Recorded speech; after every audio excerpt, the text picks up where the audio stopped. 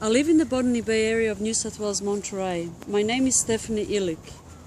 Before I begin, I would like to acknowledge the Gadigal people who are the traditional minders of this land.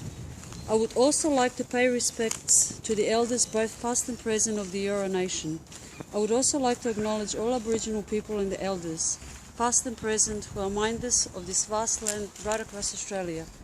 This last part I included because of my Aboriginal friend. He said it is equally important to acknowledge the Aboriginal people across Australia as minders of this land. It is more inclusive and more respectful, which makes sense to me. He also said it is more appropriate to say minders because Aboriginal people believe that land is not an ownership. Before coming here, I lived in Serbia in a small rural village for 13 years. I was born in France, a French mother and Serbian father. When I came to Australia in '87, I lived in Woolloomooloo. This part of Sydney had a large Aboriginal population, and I was fortunate to go to Glebe High School with a lot of Aboriginal kids. I was told stories of the past about the dreaming, the invasion, colonisation and the attempts of the government to assimilate Aborigines into white society by introduction of white Australian policy.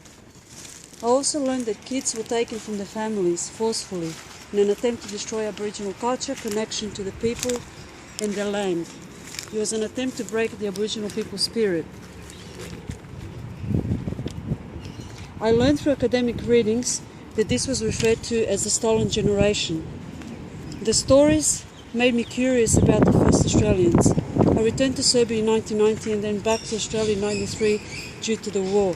Not being able to live in my own land was sad and painful, so I started reflecting on how hard it must be for Aboriginal people living here, not to have full land rights even though they are the traditional minders of this land.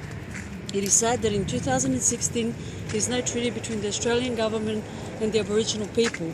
So if we are going to bridge the gap as stated by Malcolm Turnbull's speech recently, it is important to take issues affecting Aboriginal people seriously by implementing adequate social policies and give Aboriginals full recognition and not just talk about the changes. For social change, action is required by government and people of the land. There is also an absence of acknowledgement of the Aboriginal people in the Australian Constitution, from what I heard on Koori Radio. And more Aboriginal children are taken away from their families by dogs than any other culture. So the stolen generation is still alive. As I reflect in my current environment, the only visible trace of the Aboriginal culture in my suburb I see is this beautiful garden with Aboriginal art at Brighton Public School, created by one of the teachers here. I'm fortunate that she taught my son and daughter. I'm glad that amongst many cultures in this suburb, predominantly Greek and Lebanese and white Australian, that there is something for us to visibly see and remind us and teach our kids who are traditional minders of the land are.